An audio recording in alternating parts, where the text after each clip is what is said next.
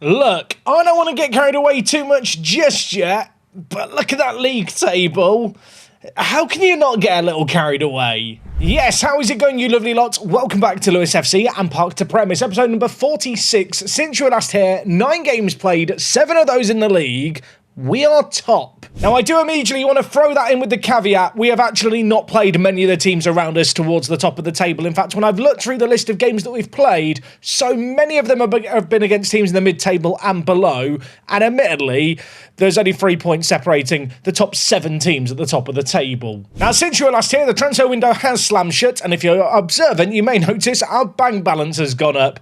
I have made even more sales. The first of those being Harvey Vale, a man we signed on a free transfer, didn't we? He had not played well for us over that 6-month period. We have sold him to League One Coventry for £4.8 million.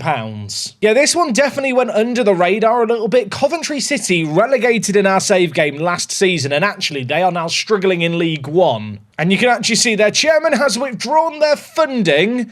Admittedly, they did just spend almost £5 million on one of our players. So far for Coventry, he has no goals in 4 games. I think we might have scammed them. I was very happy to get £4.8 million for him. And whilst there were no other sales, there were a couple of players who have headed out on loan. Hertu is one such player. The Thai international playing for Grimsby Town has 2 goals in League 2.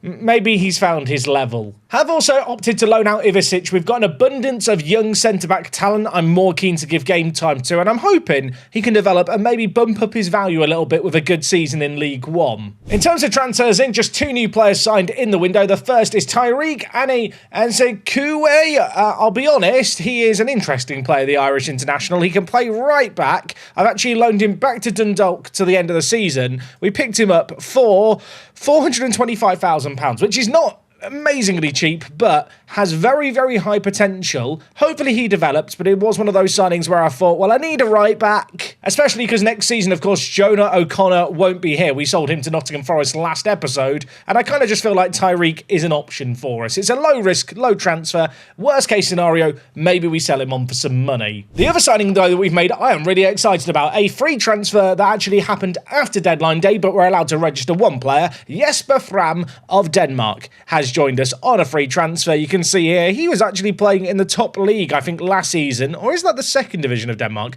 That might be the 2nd division of Denmark, actually. Does that mean he was playing in the 3rd tier a few years ago? I mean, there is an easy way to do this. I can go to Nordic Bet League and hit up. Yeah, he was playing in the 2nd division of Denmark. Maybe that's why he wasn't on my radar sooner. This guy is 22. He looks absolutely phenomenal. I think as a defensive mid, he might actually be better than Zongo. I don't know if that's controversial. I feel like he's better defensively. The physicals do a lot of heavy lifting there. Maybe not quite so good from a creative point of view. Either way, for a free transfer, I think he's an absolute bargain. He will be starting on the regular, I imagine, for us. He's only played 1 game for us. It wasn't a great game. Hopefully he can have a better live commentary debut today. Now, since you were last here, we have played a flurry of football matches. Off the back of the Norwich game, I wanted to bounce back against Derby County. A great result this one. Maseni, man of the match, didn't score, did get 3 assists. And this opening goal of the game was a really, really nice passing move. This is what I want to see from us this year. Cardozo played it to Garcia, who put in a lovely little flick here to lay it in the direction of Maseni to Quinones, who scored. And from there, we ran riot. An XG of 5.16, dominating the game. Yeah, this is exactly what I wanted to see this year. And what we did see, more of the same in our very next game, 4-1 against Bristol City. An emphatic performance here. Admittedly, goalkeeping might have been a difference maker. After that, we played West Ham in the EFL Cup. They played a rotated team. We played a rotated team. Our B team is better. Now, full transparency, I must admit, it wasn't a fully rotated team completely. BJS, who's a regular starter for us this year, he did grab 2 of the goals in this game. Of course, Juve, playing against his former club, got some revenge here. That goal there was the difference maker. After that, we did manage to beat West Brom 2-1, but sadly, a 2-1 away result that didn't go in our favour followed. In the AFL Cup, we are out. We could not beat Nottingham Forest. Not really viewing that as the end of the world. To kick off the new month, we had our 3rd away game in a row. This time it was against Middlesbrough, and a Middlesbrough team that has Mason Mount mountain it, could not contain us. BJS with that solo goal. And in the second half, I've talked all about pretty football this year. This goal, not the prettiest. Maseni, though, turning provider for Ambrosio. The two players down the middle linking up to grab us a second. And that was all she wrote for this one. Unfortunately, in our very next game, we succumbed to a defeat against Swansea. Our first time failing to score all season. Admittedly, we did kind of technically score in this game. Unfortunately, it was Garcia into his own goal. I don't think he's to blame. It was the first time defeat. It was the first time we hadn't scored. A really, really frustrating game. But statistically, I didn't feel like there was loads of cause for concern. And maybe the way that we've bounced back from that game in the last two matches is an indicator that we don't need to worry so much. Against Stoke, a 6-1 win. Moseni with a hat-trick. This man has been really, really good. I feel bad for Aguiar. He has not had a sniff of the first team, really. 8 goals in 9 league games, 4 assists to go with that as well. 7.72 rating. Reza is currently the player in the league with the highest average rating across all teams. I feel like he was a proven goal scorer in Iran, obviously the championship, a slightly different level. If there was any doubt if he's up to this level, I think it's safe to say he is going to perform. And in fact, he opens up the goal scoring in our most recent game against Bolton Wanderers. A 4-1 win on the road was really, really nice. 3 goals in the first half really settled any nerves that existed as we ran rampant. Ambrosio setting up Sassy for a goal. And yeah, overall, it's just been a great little run of form lately.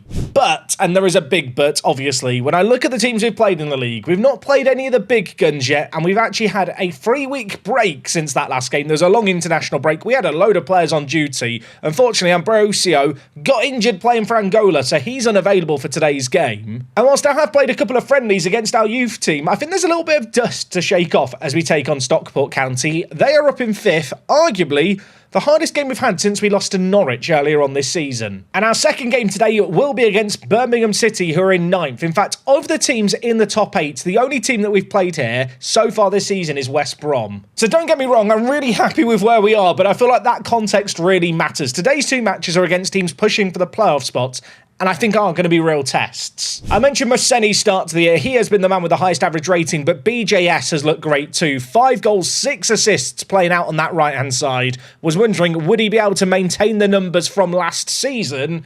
If anything, he's doing better than last season. Which I suppose is what you expect from a player who's only 21 years old, but when you do change the tactical system like we have, there is always a question mark there. Maria Garcia has been playing great too at right back, really developing nicely as well. 7.4 rating, 3 assists in 8 games. Yeah, the right back looks good. And if we do want to pretend for a moment that we're not top of the league and this season is still in my mind very much a season of development, which it is, in terms of how players are performing in individual training, there is loads of reason for optimism. Rodrigue Nana made his debut for the Cameroon national team in goal recently. He's actually improved without me really realising. I don't think I'm ready to drop Charlie Hardy yet, but there is going to be an uncomfortable conversation to be had in the next season, I imagine. Jimenez, who of course we signed on an ESC work permit purely because of his potential, is also training really well. I do need to remember with all these youngsters to praise their training every week, keep the morale high. I do feel like when it comes to training ratings and player development, it's so snowbally in Football Manager, and just by every single week praising players who are training well,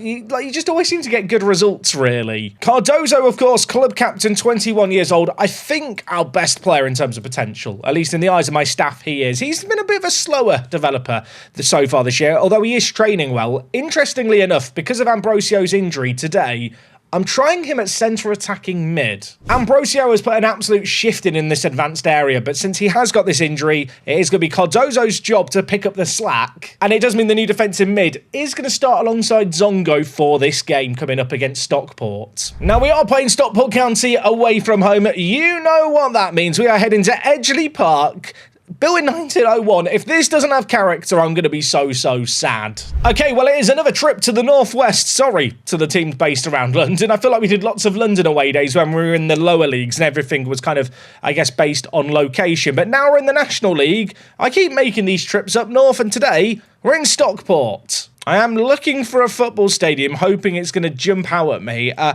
didn't realise Stockport was so big. So it does turn out that the stadium was actually in plain sight. Admittedly, because the grass is completely covered, I just couldn't see it from above. I'm always a little bit wary by a stand that doesn't have a roof in England. Like, we're not in Spain here. This is not a good idea. I didn't realise, by the way, the stadium is called Edgeley Park. There is actually a park literally called Edgeley next door. I mean, you'd assume it'd be a massive park, wouldn't you, really? I guess it's not tiny. I will say, to its credit, the centrepiece of the park is a reservoir and a car park, which I'm pleased to report we can look in, but now I'm a bit confused because this is Alexandra Park here. Wait, so this is Alexandra Park. Does that mean that Edgeley Park is just the bit this side of the road? Surely not. So this is Alexandra Park. Edgeley Park is just this patch of grass. And they named a football stadium after it. I will say, though, look, respect to Google here. They respected Edgeley Park. They sent a bloke with a camera to actually go into the park and have a look around. Look at this. You know what? I take it all back. It's beautiful. Anyway, we are here for the football stadium. This is apparently the stadium car park, which at this point in time, you're going to struggle to park in, as a word of warning. But I'll tell you what, if we look at this stadium from the outside, this is like a proper old school English football ground. I love stadiums like this. It's not big. It's not pretentious. It has a bit of a cobbled together feel. It feels like it's very much integrated into the community with houses literally kind of 10 metres away on the other side of the road. Maybe it's just me. Stadiums like this just have a good vibe. Dots all over the pitch here. I have hope. We had hope yesterday and it was ruined. Please be good to me, Stockport. Oh, we've got drone footage. I'm immediately happy. There's the park we were in earlier. There's the club car park. Here is the football stadium with, as I mentioned, a stand with no cover. I have little to no doubt that that is the away end. I didn't spot it earlier. There is a bonus car park as well here. Was that not in the satellite view? I feel like that wasn't in the satellite view. Was I blind? No, I mean, look, they're building something here now. Have they got rid of this car park and started building housing in recent times? Based on what I can see, in 2019 it was still a car park. I think it's been sold to be a housing development. I feel sick. Word of warning, if you're watching this video late at night in a dark room, you're about to be flashbanged. Can someone explain to me, why is Edgeley Park built on the sun? Okay, good news. Improved lighting. I can actually see what the dickens is going on now. In a weird way, this kind of looks like the stadiums that used to exist in FM14, doesn't it? Like, the only thing we're missing is the burger van and gazebo in the corner. And to be fair, there could actually be one there. I just can't see. At the risk of stirring up some controversy, is it controversial when the biggest stand in a stadium is behind one of the goals? Like, I feel like, for my own mind, I don't know why this is the case. I think it taps into the same part of my brain that thinks the TV volume has to be on an even number. But for me, like, the stadiums and the stands that run the length of the pitch should be the big ones. I've been doing away days a long time. I'm still discovering stuff about myself. This stand, it gives me the heebie-jeebies. I mean, on a packed match day, maybe it's not so bad, but like, when I turn around, this is just weird. I don't like it. This shouldn't be the big stand. I have to say, though, with some proper away day photospheres here on a match day, like, you get a proper sense of the vibe. This is a cool community stadium. I really like it. Anyway, I do have to give it a score. Edgeley Park, great vibes, love it. Car parking, questionable. I'm giving it 6.5 out of 10. Having been deprived of kind of stadium footage, that just made me warm and fuzzy inside. I have also noticed that Stockport County's star striker Kellyman is, well, still playing for them. Remember when I tried to sign this guy in League One? And I was really upset he turned me down to go to Stockport. He has been tearing it up for Stockport. He's one of the top goal scorers in the league. Imagine if I got him on a free, maybe we'd be in the Premier League by now. Now, the good news is, in terms of team news, with the exception of the Ambrosio injury, we are at full strength. I mentioned the DMs kind of coming in with Prem making his debut in a live commentary, Cardozo playing that free role. The rest of the team is full strength. Recently, though, I have started to play Sassy over Juve. I still maintain I quite like Juve. He was just getting bullied into matches, and I brought in Sassy, and he's played slightly better. Admittedly, that is a very low bar. Anyway, let's get into the game today and see how we fare. Stockport are playing their 4-2-3-1. We are playing our super aggressive 4-2-3-1. I didn't mention it earlier, actually, and I will show it real quick. I have tweaked some team instructions a little bit. Nothing too radical going on here. Previously, we were actually playing with a wider width, but I was finding there was quite big gaps between our players. So we are looking to play a little bit narrower, but in terms of the distribution of the goalie, I've gone from centre-backs to the flanks. I feel like the wing-backs for us, and especially the inside forwards, have had a lot of joy. And in addition to that, we were previously trying to play the ball through the press, which, I'll be honest, it didn't really work. We kept losing the ball, so I've just switched that to balanced, and those few little changes there, I think, have made a big difference in terms of just our goal-scoring output. I will say, in terms of what they've meant for keeping possession, I think our season average right now is at 49%, but I guess Whilst I wanted to play this big, nice, possession-based, sexy football, we found a nice balance now where we're having more possession than last season, but when we do have it, it is actually with intent. Obviously, it's all very good having 60% of possession every single match, but if you're not creating enough, that is a problem. And I do feel like by kind of focusing the play down the flanks, by playing a bit narrower though, so we're a bit more kind of compact, we've been able to get the ball into advanced areas with a bit more success. He says as we approach halfway through the first half, and there has not been a replay yet. What I will say is we're having our fair share of possession, but in terms of chance creation, we have a slight edge. I'll tell you what, it's a good job we've got the Birmingham game coming up. It's a good job I taught lots during the away day, because so far this game has been tame. And I feel like that is perhaps the biggest understatement of the year. There has not been a great deal in the way of chances yet. Maybe that can change here, as O'Loughlin at left-back brings out the ball. O'Loughlin, by the way, recently played for the Northern Irish national team, which is massive for him. And now we're getting it forward to Maseni, who was offside. And I'm going to pretend that he knew that when he had that effort, because that was atrocious. I have noticed as well, and it might be purely coincidence, but the stand on the right-hand side does not have a roof, and it's raining, just like the actual real away day. Now, I'm going to be honest, I think that is coincidence more than anything, but we'll pretend that Football Manager knew what they were doing, as we look like we know what we're doing here. Zongo to Sassy in the wide area. I don't know why he shot from there, it nearly went in. The left-back shot from a stupendous angle. I would be cross had it gone immediately over, but the fact that the crossbar meant it was close. And while having had that speculative shot, we're straight into a bit more action. Stockport have been quiet so far. That could change here, though, as Kellyman, the man who I wanted to sign, lays it back and finds himself with the ball in the box. He is their danger man. Pelling plays it across. And having hit the crossbar at one end, they've gone up the other end and scored immediately. Remember against Norwich where we conceded a few shots from outside the box? It's happened again. Pelling pulls the ball back here. And actually, I say outside the box. This wasn't even outside the box. It felt like a thunderous effort because it went down the middle. Maybe I'm just looking for excuses for Hardy. I do feel like this is the hardest game we've had in our run of games since the away game against Norwich. The fixture schedule was actually quite kind to us to start the year. Maybe this is the beginning of the reality check of, well, a century. We've had a great season so far, but I do feel like when you look at the raw quality, compared to our peers, it is not quite there. Saying all of that, with the exception of that one goal that Stockport actually scored, it's been an incredibly even game so far. I'm going to tell the players they've been terrible. We are not going to change anything just yet, I don't think. I'm going to give them the start of this half to try and make something, well, happen. Maybe it can happen immediately. Imagine Quinones on his own. He's gone past everyone. If he shoots and scores, it'd be amazing. For the second time in this game, we've hit the crossbar, and on this occasion, I think the keeper parried it onto the bar. Okay, I am going to change things up here. This is a change I've made infrequently this year. We're going to go to more direct. And with that decision to go more direct, I think we need a more physical striker in Aguiar to hold up the play. Maseni not having the best game by his own standards. Going to bring in Juve at left-back for Sassy, who's not had the best of games. I don't want to change too much too soon. You know what? I'm going to go with just two changes for now. Aguiar really hasn't had many opportunities this year, mostly because at this point in a game, we're usually ahead by a few, and Maseni's having an absolute blinder. But obviously, it's not happened in this game, and no one is undroppable. I'm going to hope that maybe Aguiar can inspire some kind of comeback as Hamadidi, who's the goal scorer, loses the ball in an awful area there, trying to be the hero. BJS is going to get in behind with his pace. I will say, Stockport, so many players back, but there's no one there to stop Julio at the back post. We've got more direct. It's worked immediately. Maybe the aerial ability of, well, I was going to say of Aguiar. Where is Aguiar? Aguiar is very lazy getting into the box there. I was thinking maybe he was a distraction. Actually, no, it's just Quinones winning the mismatch at the back post. Nice to see the two inside forwards kind of linking up for that goal there. To be fair, in games where the striker hasn't played well and even the free roll player hasn't played well, our inside forwards have often shone and kind of been the heroes. They are players that have had a really good output this year. Imagine if we come back here. Garcia's bringing it forward, lays it inside. BJS turns, shoots, finds the back of the net, and there is that output.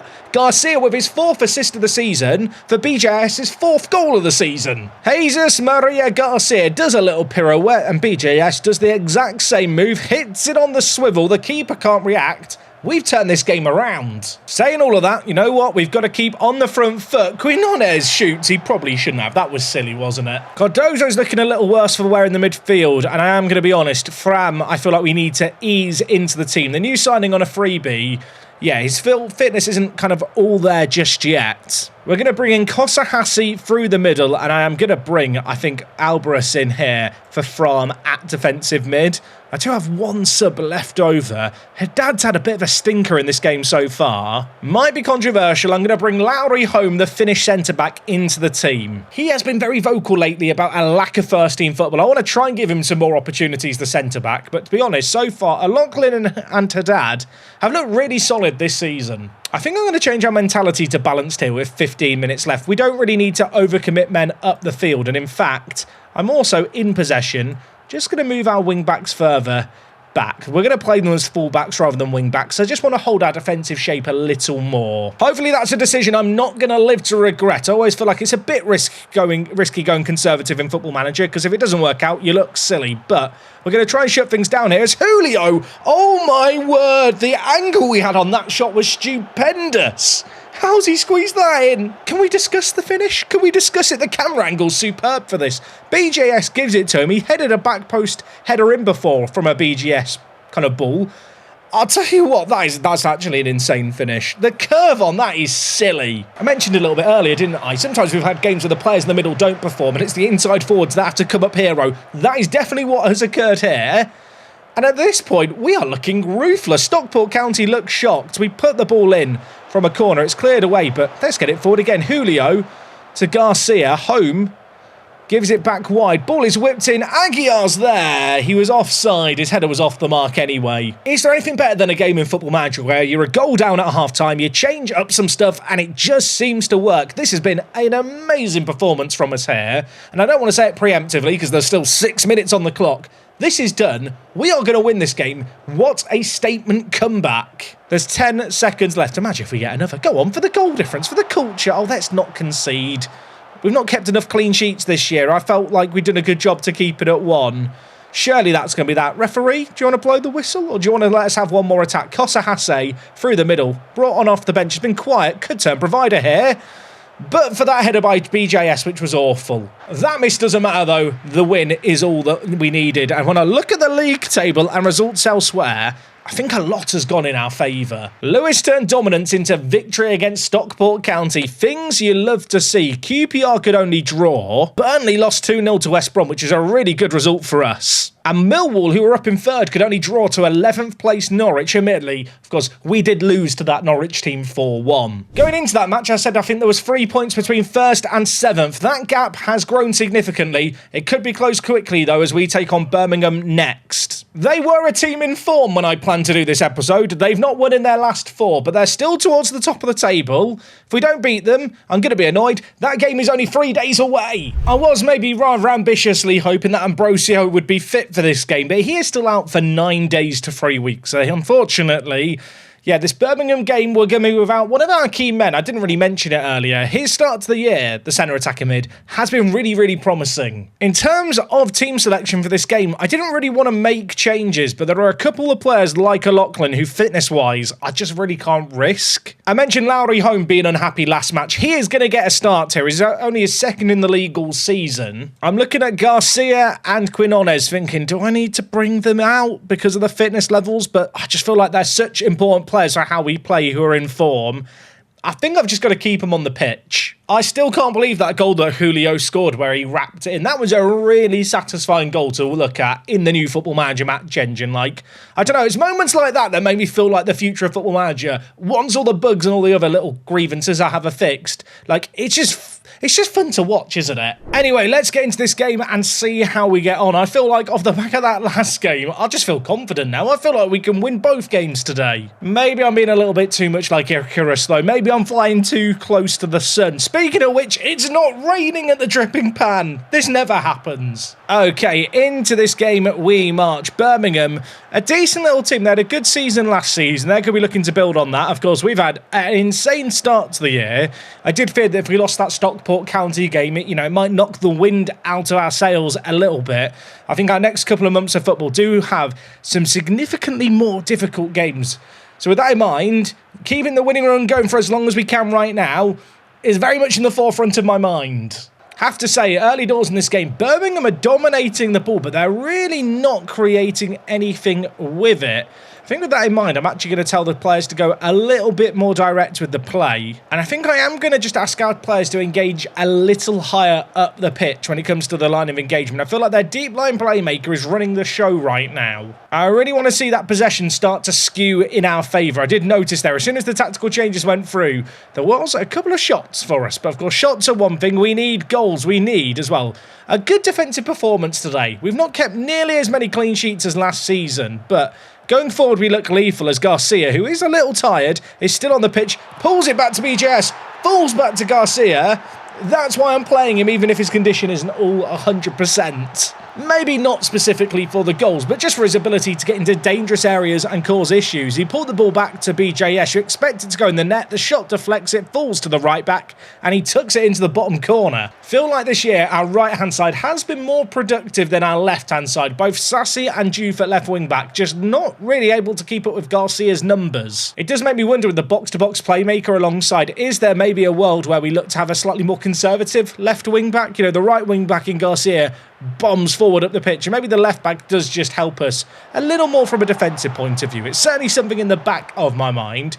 As well, Sassy, speaking of the left back, is going to dink it forward here towards Julio, who wins that foot race. Can he bend it into the corner again? He did it last game. He's done it again. It's his third goal of the episode. The irony of me talking about a lack of kind of assists from our wing backs, only then to have Sassy get an assist, really is not lost on me. But I'll tell you what, that run and finish, incredibly composed. 2 goals in quick succession really have swung this tie in our favour. I think as the home team as well, you know, you'd really back us now to relax into things and just keep it going. Although much like the Stockport game, I want to see us going forward. Cardozo in a dangerous area, holds it up nicely, back to Prem, shoots, oh my word, welcome to the club, Jesper. It's his first goal for the club, it's only his 3rd game for the club, it might be the best goal he ever scores. The history books will award Cardozo an assist for this, but it's the kind of goal where I'm not sure an assist is warranted. From takes one touch, shoots with his left peg, and it hits the crossbar and goes in. It's 3-0. Well, we tinkered the tactic a little bit there, didn't we? We went direct. Was it direct again that we went? It was. I was going to talk about how good we are. Cardozo's got injured. Oh no, I'm really hoping that's not a serious one for him. Unfortunately, with Ambrosio also out, does mean that Kosa Hasse is going to have to play at centre attacking mid. Annoyingly out of possession, he doesn't actually have the best familiarity with that centre mid role, so I'm going to play him as a attacking midfielder instead, I think. What I was going to say before I was rudely interrupted was there were some changes that we made in that game in terms of going more direct that maybe, much like we did against Stockport, I'm going to have to carry over into future games. Maybe there's a middle ground to be found between the short passing that I envisaged we'd be playing and the direct counter-attacking style that we played last season. I've actually told the players that they're not good enough, and I'm not sure why I really said that. I'll be honest, I was just clicking buttons without paying attention. I make it look very easy. Do not underestimate the difficulty of talking and playing Football Manager at the same time.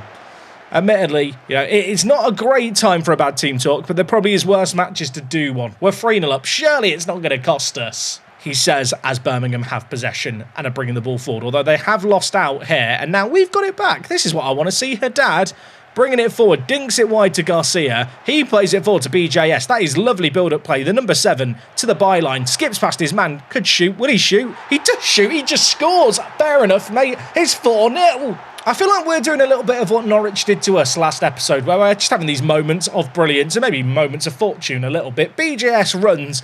I'm not sure about the goalkeeping there at the near post. I'm not a goalie coach. Never really played as a goalie.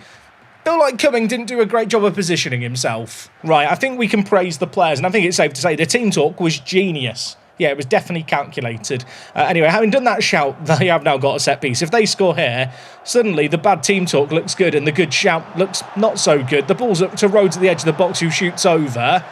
I mean, with an hour left, I probably should make some subs. I am really hoping that Cardozo injury isn't too serious. I think at this point, it's about bringing in some fresh legs. Zongo's looking a little worse for wear. Let's bring in O'Connor. Sassy is on a booking, but he's just playing so well, I don't want to take him off. I'm actually going to give Garcia a rest because he is very, very tired. We will save one sub. I'm keeping Masseni on the pitch. He was great until the cameras were on in these last couple of games, but with us 4-0 up, surely with 30 minutes left, there's an opportunity here for him to get on the score sheet. Might be silly. I'm going attacking here with 25 minutes left. I want more goals. I want more goals. Hopefully more goals is what we are going to get. 66 minutes played. Haddad to Creti. the former Plymouth man, has been a really good backup right wing-back so far this year. We've used him in cup games, we've used him on off the bench as well to give kind of Garcia's minutes some management. And with balls like that into the box, that's why he's a good right-back. Nicholas Silva scores. It's 5. 1, 2, 3, 4, 5. Once I caught a fish alive. Then Coretti whipped the ball in the box and we scored. I'll tell you, I don't know where I was going with the commentary there. Sometimes I have moments of brilliance with the commentary. Sometimes I wish I could edit it out. I know what you're thinking, Jack. You edit your own videos, so surely you can just remove the replay if you want to. No, editing Jack. Completely different person. He does the video editing. He likes to make me look like a moron. Anyway, we're on the attack. I want another. Can we have another, please? Is that how it works? You just put in an order. I'd like one more goal, s'il vous plaît. Sassy, Silva. Fair enough. I mean, Silva's on for a hat-trick on off the bench. Silva might feel rather hard done by as well. He was in the next-gen top 50. He was a free agent. We snapped him up. And obviously, with Quinones coming into the team, his minutes have been limited.